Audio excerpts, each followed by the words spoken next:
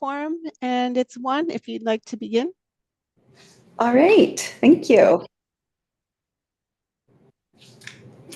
Good afternoon, members of the MAG Active Transportation Committee. This meeting is now called to order. For those participating via Zoom, please state your name when making a comment or asking a question. The MAG public comment process allows members of the public to comment on items on today's agenda or on items that fall under MAG's jurisdiction. We will now begin the meeting with a roll call of all members.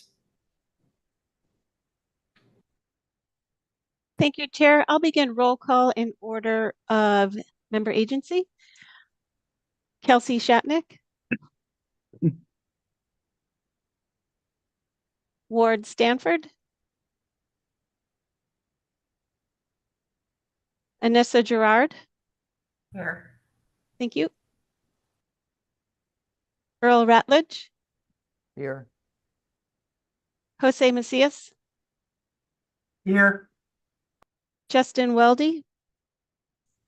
Present. Thank you. Stephanie Bubenheim. Here. Thanks. Christine McMurdy.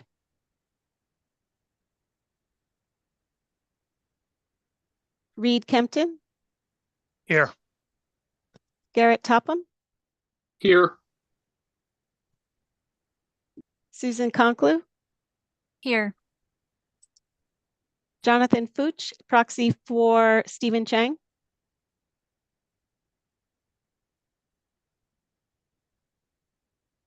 Marty Zeich. Here, sorry, just muted. Thanks. Tiffany Halperin. Sasha Pachito. No. Allison Feliz. Here. Amy Rebinar. Tara Harmon. Present. Thank you. Stephen Esther.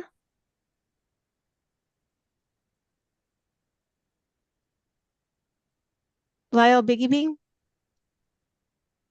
Here. Thank you. And I believe John Beltrain is here. Here. Thank you. Chair Brown. Marked as present. Is there anyone who I missed? Thank you. Hi, Kay. It's Christine McMurdy from Goodyear. I joined late. Thank you. Anybody else? Hi, it's Joe. Valley Metro. I think there was someone else talking when my name was called. So I'm here as well. Okay, great. I have you down. Thank you. And next? I believe Go ahead. Is this John Froke? Yeah, that's me from Litchfield Park. Okay, thank you very much for coming. Thank you. Ward Stanford with Avondale. Thank you. Rick Sage with the City of Glendale. Thank you.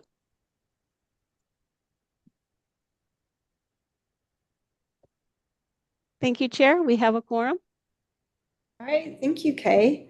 Our next item is call to the audience. MAG provides the opportunity for the public to comment on items that fall under MAG's jurisdiction that are not on the agenda or that are on the agenda for discussion and not for action. Members of the public are invited to submit written comments via the MAG website. Any comments received 2 hours prior to the meeting have been shared with committee members in advance of the meeting for consideration and will be included in the formal meeting minutes. Staff, have we received any online written comments for the call to the audience? Thank you, Chair. Yes, we did receive comments, and that written report was sent to the committee members before the committee meeting. All right, thank you. MAG, the next item is agenda item number 3, Transportation Planning and Performance Manager's Report. All right, MAG Transportation Planning and Performance Manager Ted Brown will provide a report.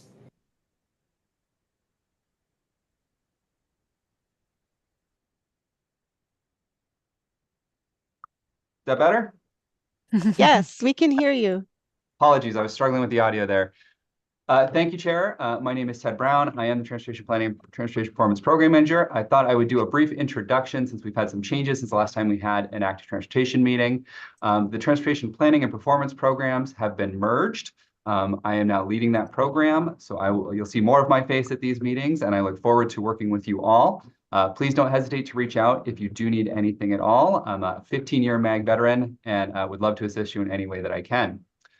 Moving on, we do have a couple of items to update you on. I want to first congratulate Valley Metro and the City of Phoenix on the successful opening of the Northwest Extension Phase 2 Light Rail project. Opened January 27th. It's a 1.6-mile extension with 3 new stations. Very exciting project. Congratulations to our agencies there. Next up on our updates, we have the Rio Reimagined Active Transportation Plan. So MAG will soon be issuing an RFP for the MAG Rio Reimagined Active Transportation Plan. The project is to develop an active transportation and connectivity plan for the Rio Reimagined study area. That's approximately a 55-mile corridor from the Rio Salado, Agua Fria, and Gila rivers, and from the city of Buckeye all the way to the Salt River Pima Maricopa Indian community. The study will provide a coordinated vision of a river corridor multi-use path and connectivity network across jurisdictions, and recommend a preferred river corridor alignment and connections that enhance the mobility and accessibility of people using active transportation modes within that area. Next up, we have our MAG Bikeways map update. I'd like to thank the ATC members for their work providing updated bicycle infrastructure data to help update that Bikeways map. We're working through those updates now. We'll be sending out those very shortly. We just want to check and make sure we have all your submission captured and everything is correct. And then finally, April is Valley Bike Month. There's some fantastic events going on throughout the month, including Bike to Work Day on April 17th, and we have a number of tour and family bike events to look forward to. Chair, that completes my report. Thank you, Ted. That takes us to item number 4. Our next item is the approval of the consent agenda. Item 4A is the consent agenda. Does any member of the committee have questions or comments on this item?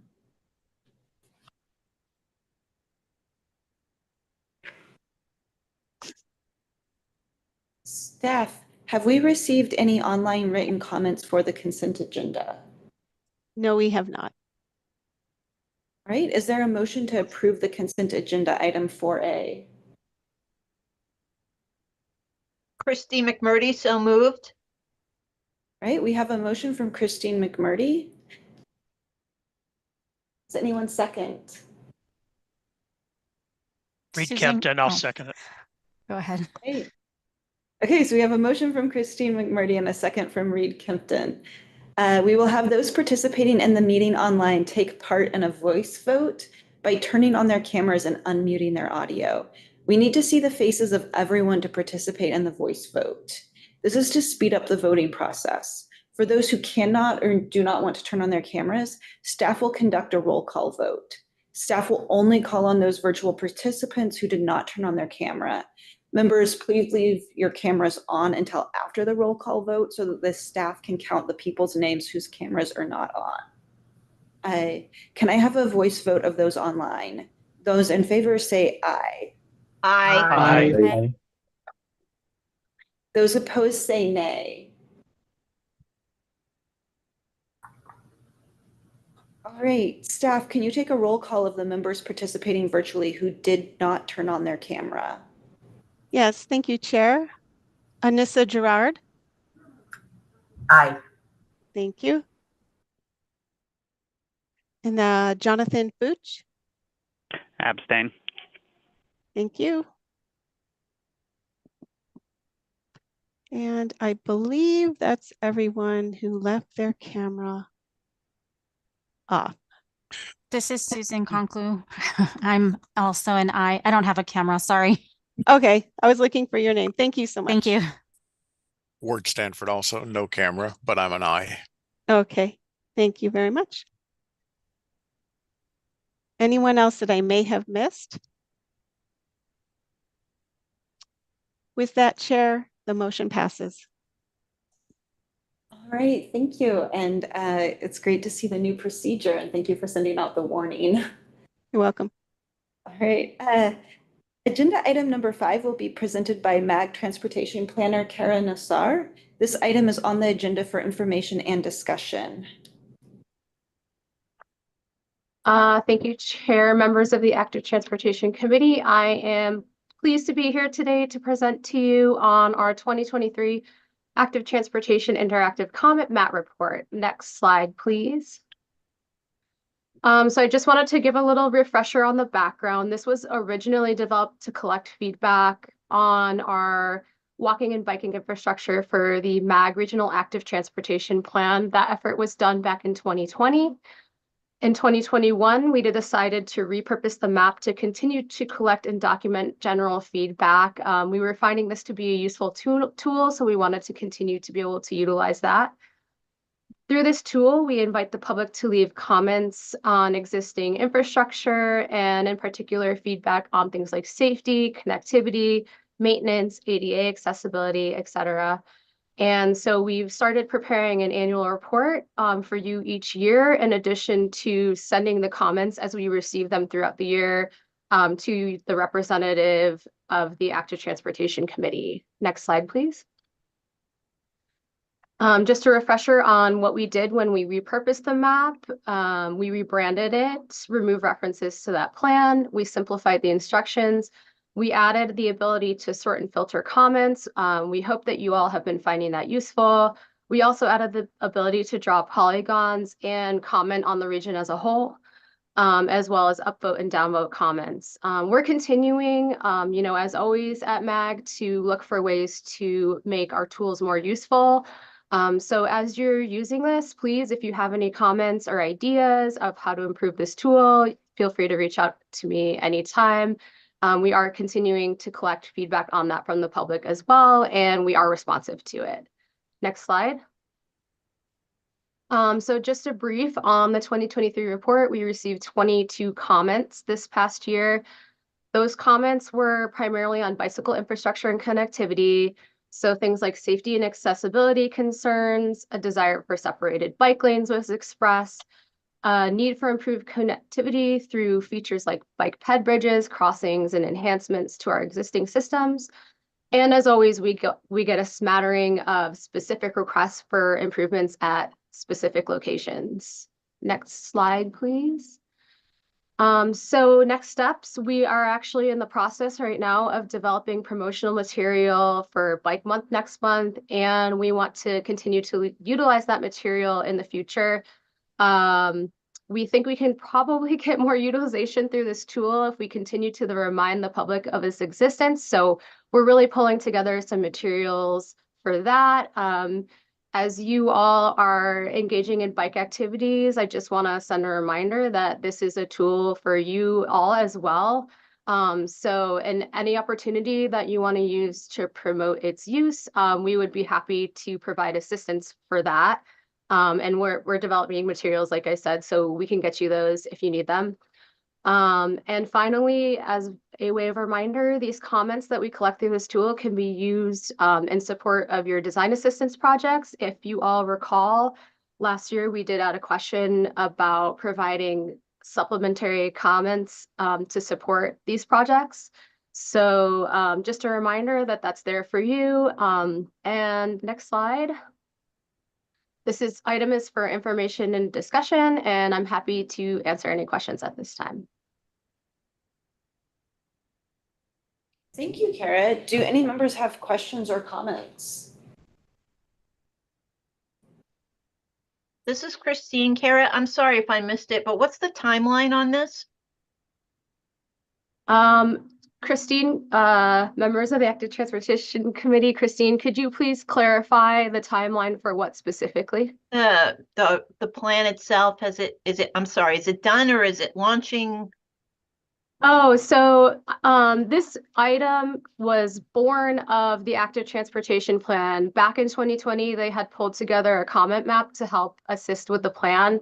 So this is a tool that we have now since repurposed from that plan. So the 2020 plan was, approved and accepted by council. But this is just a tool that we're continuing to utilize from that plan in a different way. Got it. I'm sorry for my confusion. So okay. Is there going to be, going forward with moving or looking ahead to Proposition 479, elements within this plan, using this tool, design assistance, everything, this should be something that will help us with any of the projects that we anticipate some funding coming out of the tax for? Members of the Active Transportation Committee, Ms. McMurdy, that's correct. We are continuing to maintain this as a tool to help inform those efforts. And, we have all this documentation now going back quite a bit. So any projects that you may want to consider in the future, this is a really great resource to find support and, get a little bit extra public input on those projects. Excellent. Thank you so much, Kara.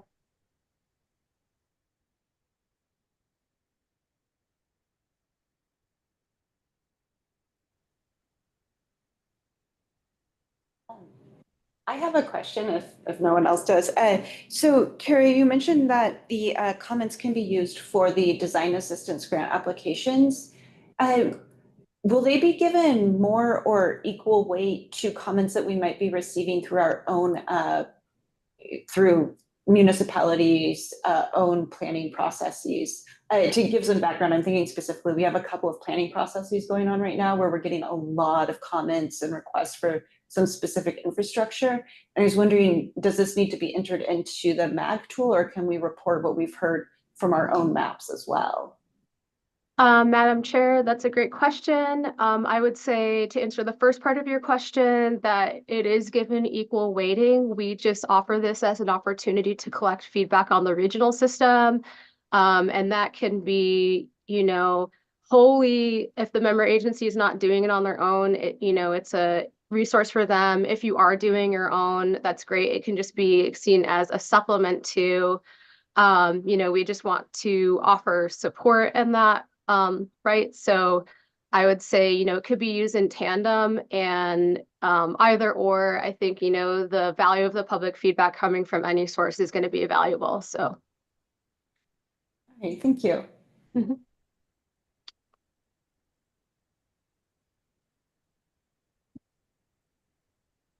If there are no further comments or questions, we can move to agenda item 6. And thank you so much, Kara, for the presentation. Thank you. All right, item number 6 will be presented by MAG Transportation Planner Arminta Saeed. This item is on the agenda for information and discussion. Thank you, Madam Chair, members of the MAG Active Transportation Committee. My name, as Madam Chair stated, is Arminta Saeed. I'm a planner for MAG's Transportation Policy and Programming Group, and I'm here today to provide an overview and roadmap for the implementation of Prop 479, otherwise known as the extension of Prop 400. This is quite a lengthy presentation with a lot of information contained in it, and we've been giving this over the past couple months, so some of you may have even heard this presentation beforehand. Thank you in advance for bearing with me. I'm going to kind of approach this in a different way where I periodically pause so that if members have questions, they can ask them and I can address them. Or if a question comes up as I'm going through a slide and I haven't paused, please feel free to interrupt so that I can make sure that I am addressing your questions. Next slide, please. So starting from the beginning, as we were getting ready to approach the end of the current Proposition 400, we spent over 3 years developing a comprehensive investment plan, which is now known as the Regional Strategic Transportation Infrastructure Investment Plan, or the RSTIP for short. It's often also referred to as the investment plan. That was unanimously approved by the MAG Regional Council back in June 2021. Fast forward to last year, we were able to get enabling legislation through the legislature. That's also known as Senate Bill 1102. And then that fall in September, we brought forth some conforming changes to the RSTIP so that it would align with some of the requirements that were set out in Senate Bill 1102. And really the RSTIP, it's meant to serve as the basis for what's being funded out of Proposition 479. Next slide, please. So when you think of what's included in the investment plan, there are really these two overarching categories. We have our list of defined projects. These include freeway highway projects, arterial projects, high capacity transit projects. Next slide, please. And then the other category is what we call the programs. And so this is really a cornerstone of transitioning to Prop 479. We've really increased the number of programs as well as the dollar amount allocated to these programs. And it's really to help the region be flexible and address any the uncertainty of the future. So as the region's needs change over the horizon of Prop 479, these programs will help us better address those changing needs. And so particularly for this group, the non-motorized transportation, that first program that you see on the bottom left-hand corner chart, that is really the active transportation bucket. Next slide, please.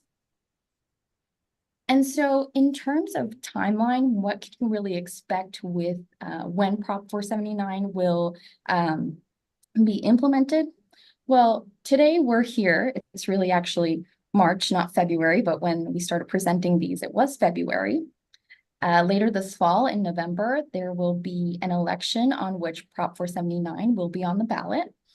And then hopefully after a successful passage of that ballot measure, when Prop 400 ends in December 2025, we'll be able to transition to the new Prop 479 in January of 26. Next slide, please. And so you might be asking yourself, we're almost 2 years out from the start of Prop 479, and it's well before even the election. Why are we talking about this now? Well, there's actually quite a bit of work that needs to be done ahead of time before we can even start implementation of Prop 479. The two sort of high-level considerations are listed here: capital project considerations and transit service considerations. And I'll go through each of these in a little bit more detail. Next slide, please. And so I'll first begin by going through some capital project considerations. When you look at developing a project, there are a number of steps or phases that need to be completed before you move on to that final construction phase. You begin with the scoping or environmental phase, which is really the high-level development phase where the conceptual alternatives are being developed and chosen. A lot of times it involves some additional environmental work if there's federal funding on the project. Following that, you move on to final design where you refine that concept. And often simultaneous to that effort, you also begin your utility work and any right-of-way acquisition that's required. All three of those need to be completed before you can get to construction. Next slide, please. And so I'll just begin by giving a range of different examples of timing it takes to get those preliminary phases complete before moving on to construction. So what you see in front of you is a list of freeway projects funded through Prop 400. They kind of vary in terms of the time it took to get that scoping environmental work done. That's reflected here in the light blue boxes. And then the gray boxes reflect the time it took to finish any final design and right-of-way work. And so you can see that they vary, and it's really dependent on a number of different factors. A lot of the sort of smaller or projects that are maybe in easier areas, I-17 at Central, I-10 at Fairway, those often have a shorter lead time. When you consider bigger projects that maybe look at improving, 26 miles of a freeway corridor, those often have a much longer lead time. And so what you can see is that some of those projects at the bottom, so let's say the Loop 303, I-10 to SR30, had that been included in, let's say, the first phase of Prop 479, January 26, we would have already missed the deadline to get started on constructing that in a timely manner. Thankfully, some of those development efforts have already been initiated, and I'll talk on those shortly. But on average, what you can see is that it takes about 2 to 3 years to get through the development of a freeway project. Next slide. With arterial projects, they might be a little bit smaller in size, but they still take a substantial amount of time to deliver, particularly if, as we all know, there's federal funding on a project, it tends to take a little bit longer. And so there are still a different range of factors that might impact that development time. And on average, it takes about 2 years to get through that work. Next slide. And then when it even comes to some of our smallest projects, they still have that long lead development time. Often a lot of these do have that federal funding on it, and there might be some different issues that need to be worked through. So no matter the size of the project, the type of the project, there is a substantial amount of development work that takes around 2 years before you can move on to construction. Next slide. And now I'll move on to talk about some of the transit service considerations. Next slide.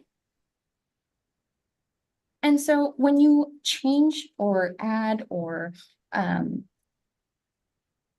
remove whatever it is, a transit service, it's not just about adding a bus on a map. There are a number of considerations that need to be taken into account before that can occur.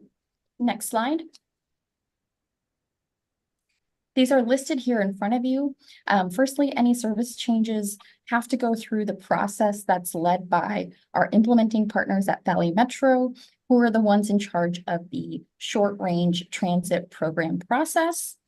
And as service changes are considered, there are a number of factors to think through.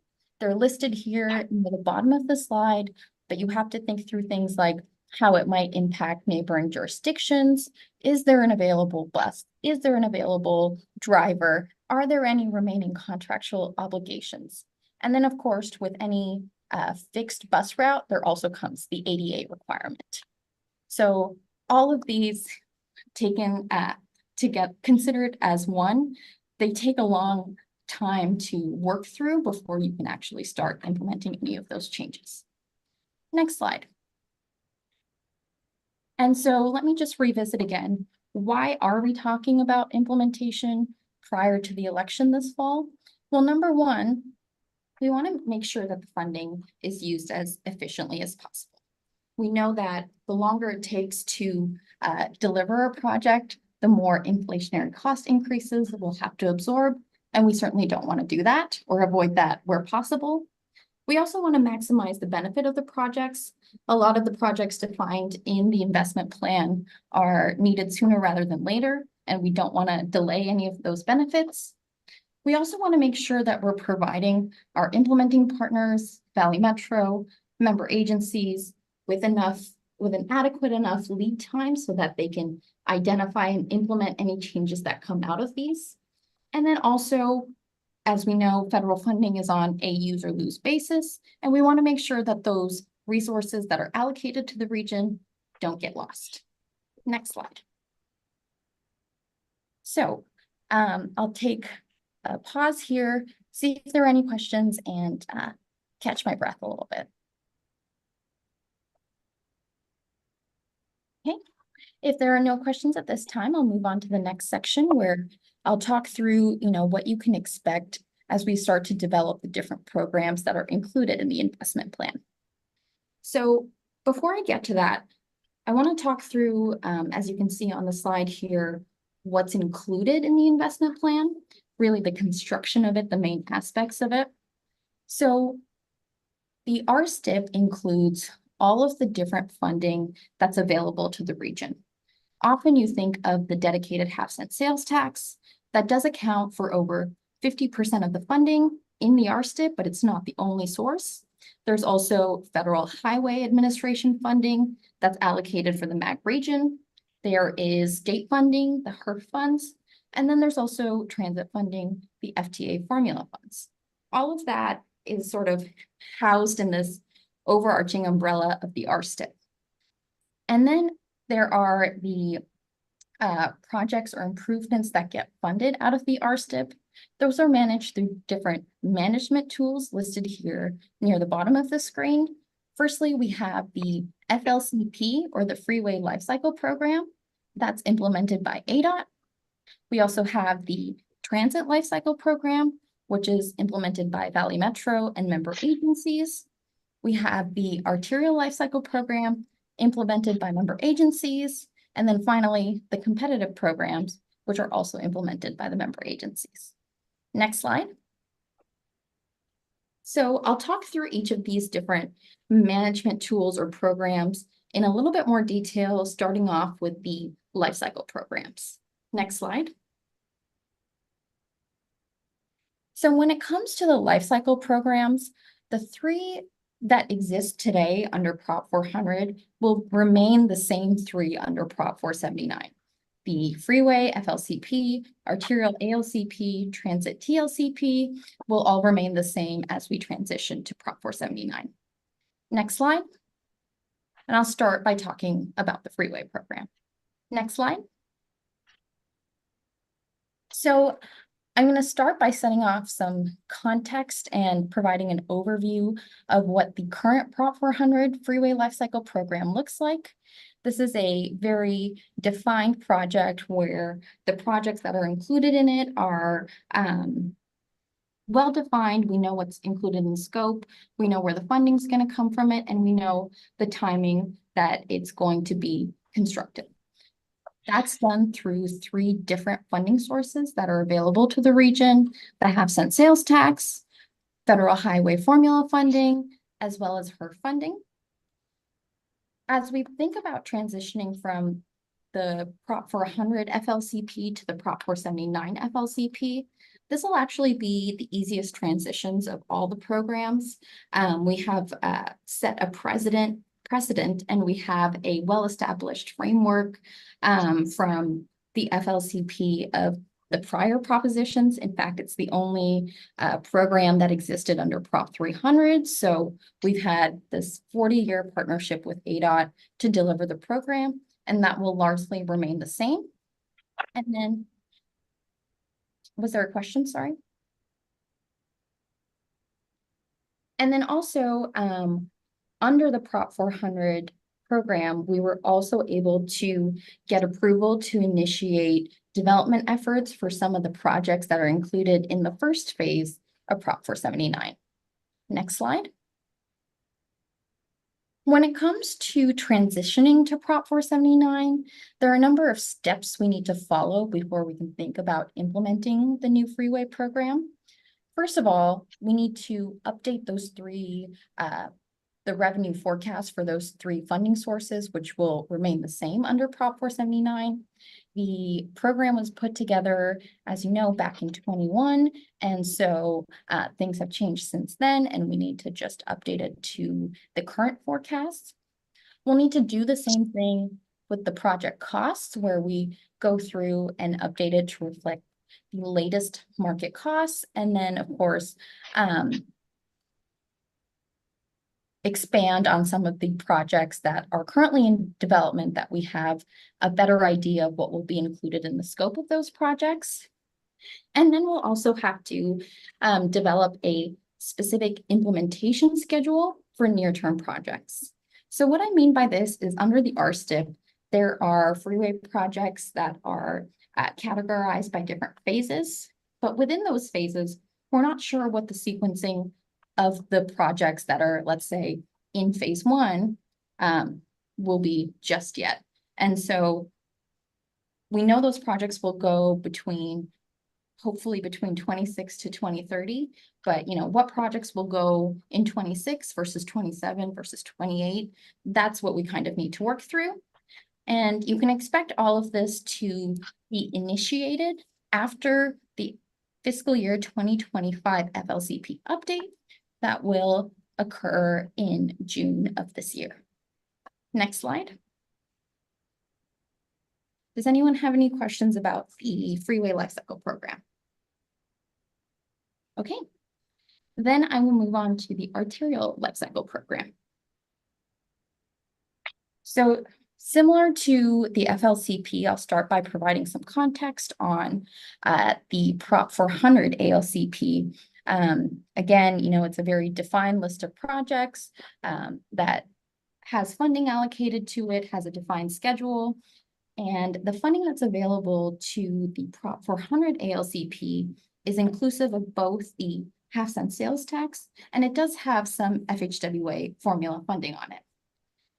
Originally, the Prop 400 ALCP was really intended to be a reimbursement program, but what we've noticed lately is that project development has caught up to regional funding.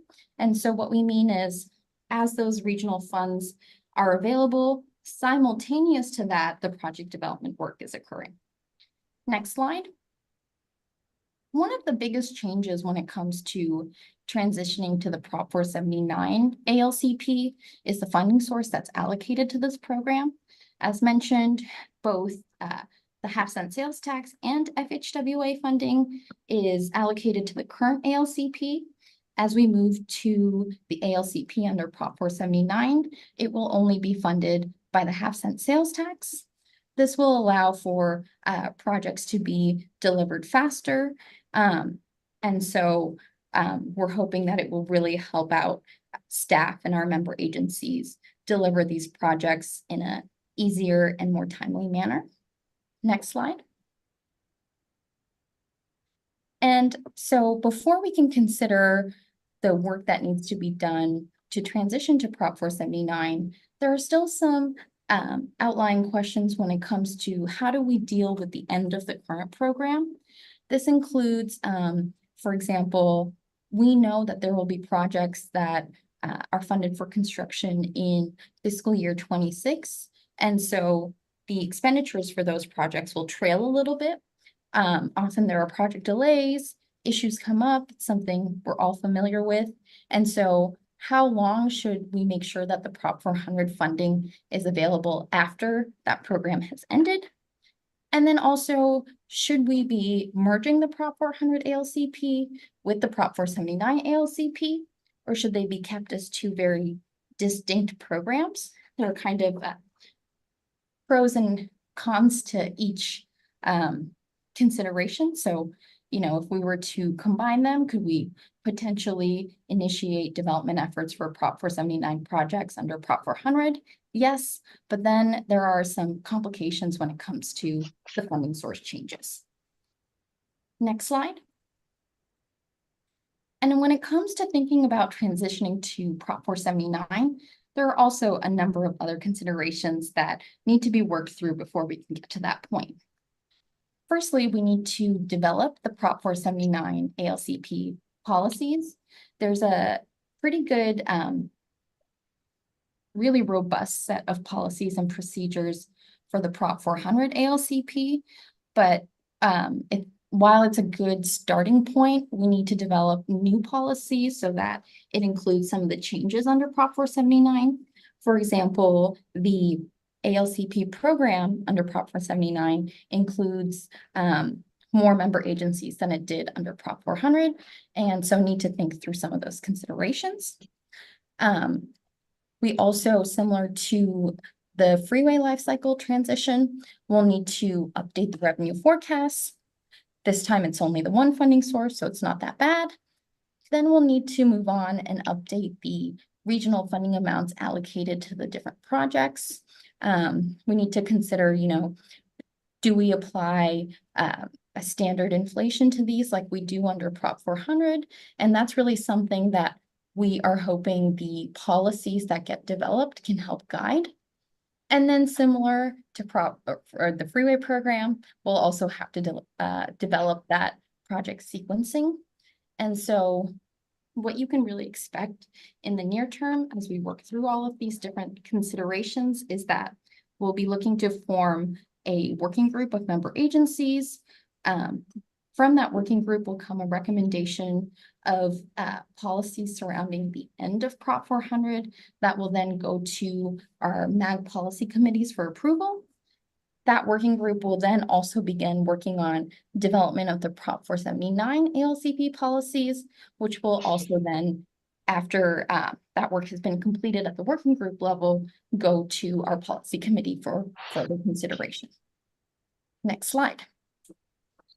Okay, before I move on to the last life cycle, any questions on the arterial program? Okay, so transit life cycle program. Next slide. So again, kind of following the same formula as the other life cycle programs. Under Prop 400, the transit life cycle program is well-defined, funding for services allocated, there are defined capital improvements. But as we think about transitioning to Prop 479, this program definitely has the largest policy shifts. So for example, under Prop 400, currently Valley Metro is responsible for managing the transit lifecycle program. That management responsibility will shift to MAG under Prop 479. Next slide. And so the transit program under Prop 479 has a number of different components. They're shown here on the slide, and I'll kind of go through each individual one in a little bit further detail. Next slide. So one of the biggest changes as we look to the new TLCP is that operating assistance component. It's moving towards a performance-based formula funding program. And so we need to really work closely with Valley Metro to establish what that new performance-based program will look like.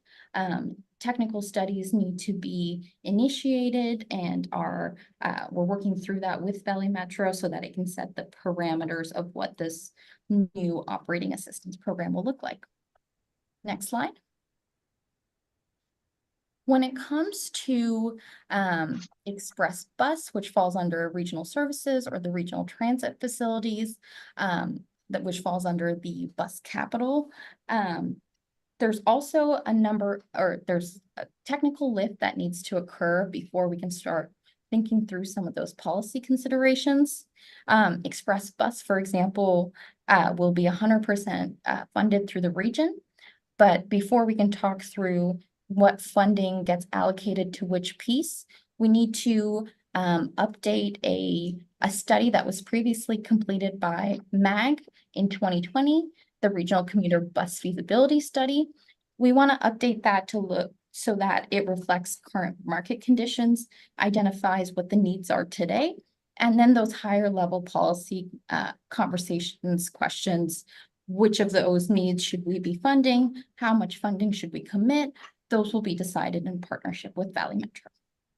And then planning efforts for regional transit facilities, things like park and ride lots, will also be included in that consideration. Next slide. When it comes to ADA, there's a shift going from Prop 400 to Prop 479. The region will be 100% funding the ADA services that are defined as ADA eligible under the federal definition.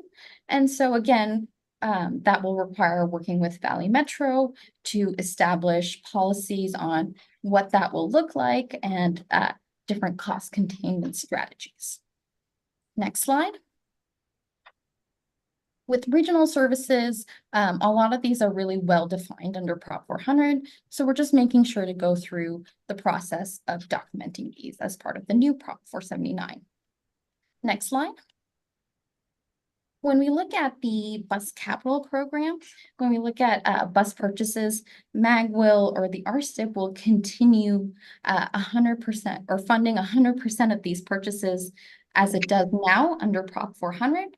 And we'll just need to go through the process of documenting what the replacement needs are and forecasting when future needs will occur so that we can plan to have funding available to address those needs as they come up.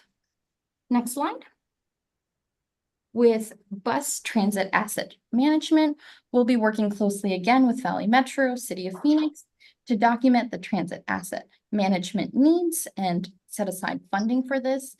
This includes things like the new Farebox program that Valley Metro is currently working on. Next slide.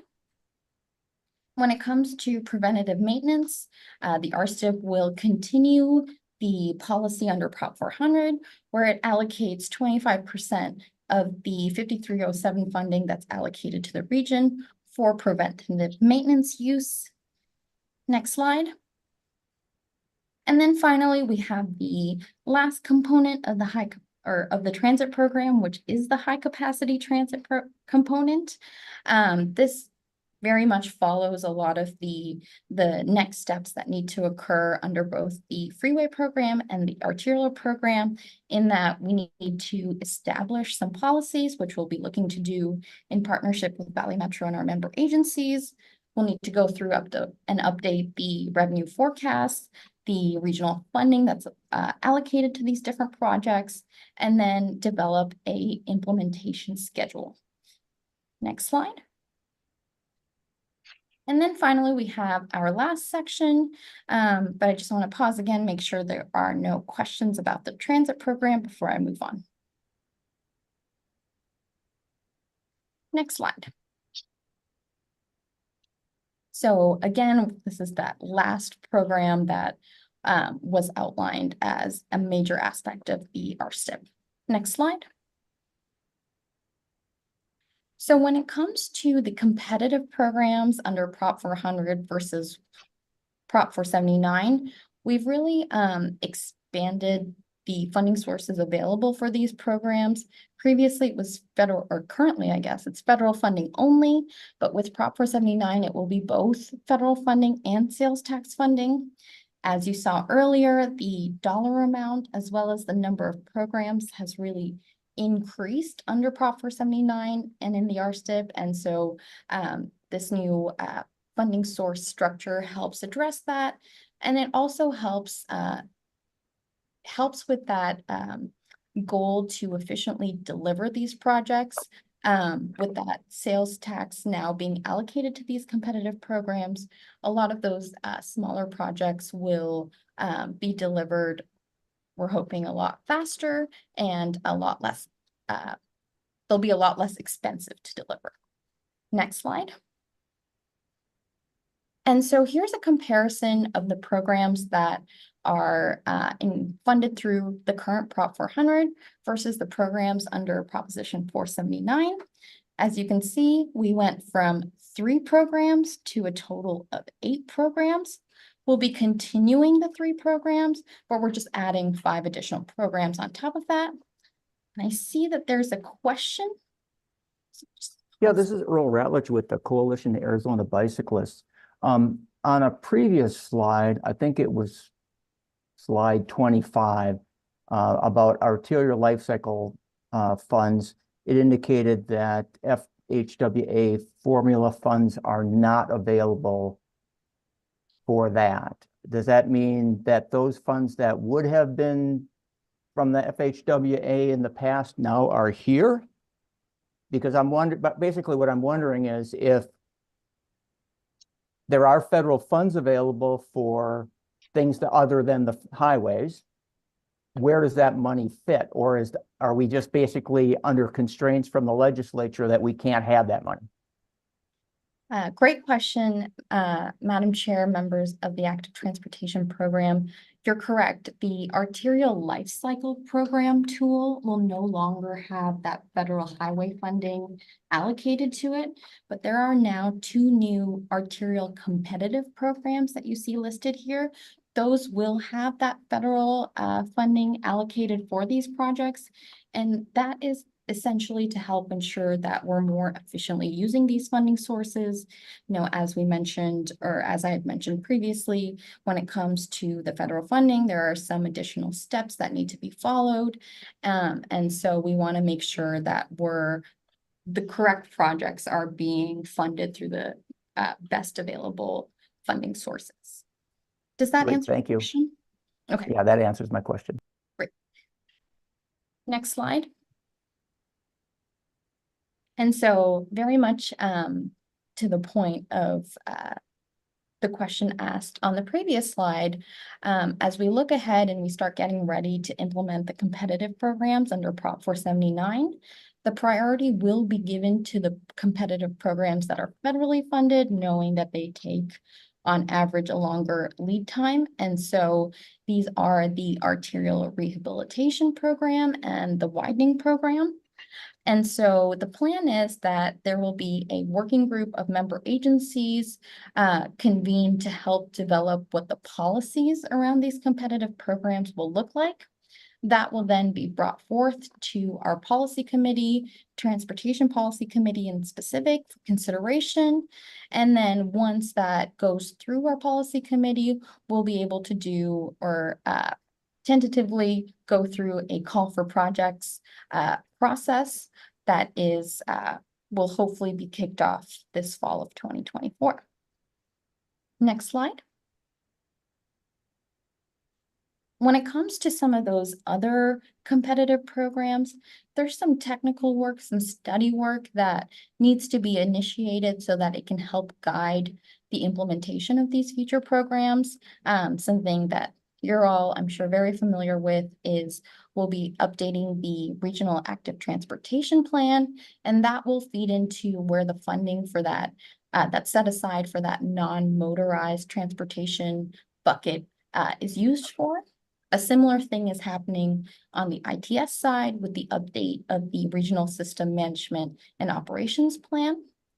And then another theme that you will hear over and over again as we start moving through this process is on transportation safety. We know that, it's a bit of an issue in this region, and so we want to hold a series of policy discussions so that can inform our new strategic transportation safety plan, and it can also factor into several of our other competitive programs. Next slide. And so I'll move on to the summary, unless there are any further specific questions about the competitive program aspect. Next slide. So to summarize, all of these efforts will be initiated very soon. A lot of the near-term efforts will be focused on initiating those technical activities so that that can inform the policy conversations that need to follow after. When it comes to policy items that will be brought forth, there's only 2 that you can expect that will come out this spring. That includes how we decide to end the current Prop 400 ALCP, and then also, as mentioned, the policies around those arterial widening and rehab programs under Prop 479, which will help, which needs to get completed before we can initiate those call for projects. And then other policy items that will be considered this fall.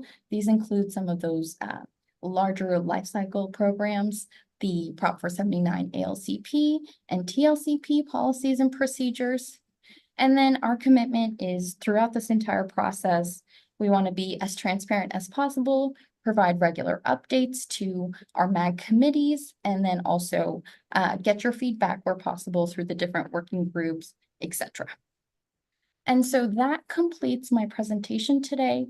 I'm happy to take any questions that are outstanding. Thank you, Arminta. Do any members have questions or comments?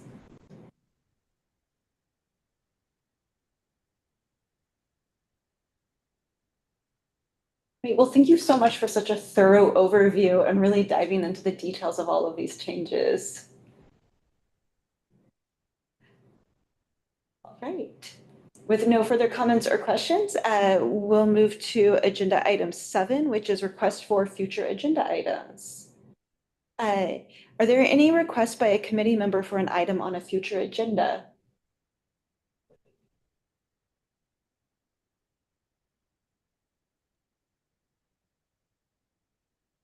All right. This is Susan. This is Susan. I think we skipped over committee member updates. We have updates from the committee on the next item. Okay. whatever I was looking at had them flipped. Sorry. Oh, this is actually, so, it's my agenda that is wrong. So that's on me. It says on the screen, updates from committee members. So item 7, updates from committee members. Susan, I believe you have one. Thank you. Sorry about that. For those of you who replied that you are interested in a monthly bicycle friendly communities meeting, I am sorry I haven't sent out a tentative date and time, but if anyone else is interested, it would be a once a month meeting for anybody who is already a bicycle friendly community designated by the League of American Bicyclists, or anyone who is hoping to apply to that program in the future or just is interested in learning more. Please email me and let me know, those who didn't already reach out through Kay. Please email me and then I can get more people added to the list. I want to try to find a day and time that works really well for everyone, since many of us have a lot of standing meetings and things, so I don't want to interfere with anybody's schedule. And then Reed, you have your hand raised. Is that a question for me or is that a separate? It's a separate question. Okay, thank you. Thank you, Susan. And Phoenix is very interested. Reed. Yeah, and the county did our active transportation plan in 2017, finished it up in 2018. And our top ranked project went through the MAG process. And it was on University Drive between Higley and Power, and essentially puts bike lanes and sidewalks on this 2-mile corridor. We started construction on that last week. So I wanted to let everybody know the money is going where we said it was going to go, and it's going to be great because it connects then to the bike lanes in Mesa and the sidewalks in Mesa. So it closes a 2-mile gap in our regional system. Wow. That's amazing. Thank you for sharing that success story, Reed. Marielle, this is Christine in Goodyear. Hi, Christine. Hi. I had planned to introduce Wayne Smith, who is going to take over for me on the Active Transportation Committee. But in addition to being the first day of spring and entering tax season and everything else, it is also budget season. And unfortunately, our deputy city manager had to call him away. So I'm going to introduce him, and he will be on the next meeting that is scheduled. I would say April, but I don't know if we're having one. But I just wanted to let you know, he's been with Goodyear Parks and Rec for about 4 years, but he's been in the public and private sector for over 30 years, with an emphasis on arboriculture and horticulture. But his focus has really been on preservation and enhancement of green spaces and trails in the city. So with Goodyear's Bullard Wash Trails Master Plan, we're now adding that to his toolbox. His level of expertise and involvement is totally central to this committee, and it's super important to the city, this project, and we believe he'll make very constructive contributions to the discussions that I've personally enjoyed on active transportation. I'm a very involved member of the MAG Transit Committee, so I will continue to join you guys in June. And I'll probably watch a few of these because really this is such a great committee. There's so much information that can come out of it that helps us in all areas of municipal government. So I wanted to thank everybody for their contributions and helping me learn over the time that I've served. So just give Wayne a warm welcome the next time you see him. Thanks. All right. Thank you, Christine. And thank you for all of your work serving on this committee. I know that I will definitely miss you, but I'm excited to see you in the transit committee meetings, and best of luck. And it sounds very exciting to have a new member, especially with tree expertise and path expertise. Awesome. Thank you. Thank you. Earl. Yeah, thank you. I just wanted to give a reminder that April 5th is the Arizona Bike Summit. It's being held in Mesa. And it's really a great opportunity from people across the active transportation spectrum to get together and meet and talk about, issues, success stories, and that type of thing. So if you're interested, the information is on the Coalition of Arizona Bicyclists website for attendance. All right, thank you. And it is a great opportunity to learn more about bicycling in Arizona, and I hope to see all of you there.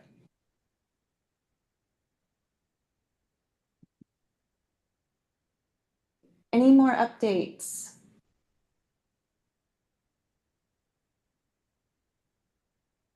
Is it I think Justin Weldy. Justin? Madam Chair, thank you for the opportunity.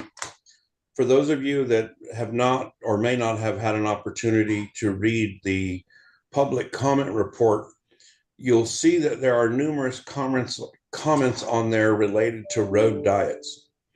On that subject matter, I would like to note that as part of our routine pavement maintenance here in Fountain Hills, using pavement markings only, we reduced the travel lanes and narrowed the two-way left turn lane and added a 5-foot bike lane and an 8-foot shoulder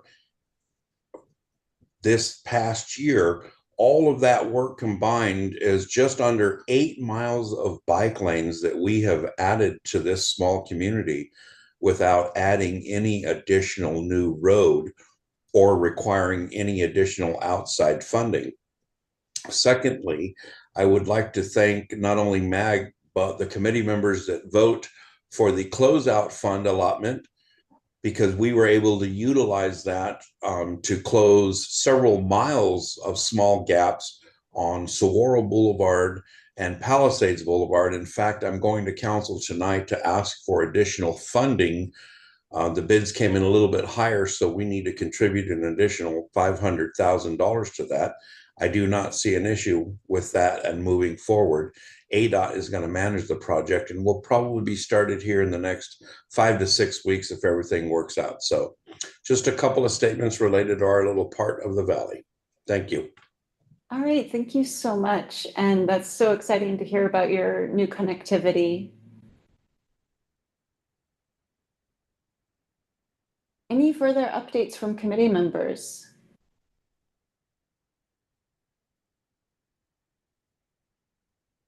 All right, hearing none. Looks like we have finished the agenda, and the next meeting of the Active Transportation Committee will be on Tuesday, April 19th, 2024 at 1 p.m.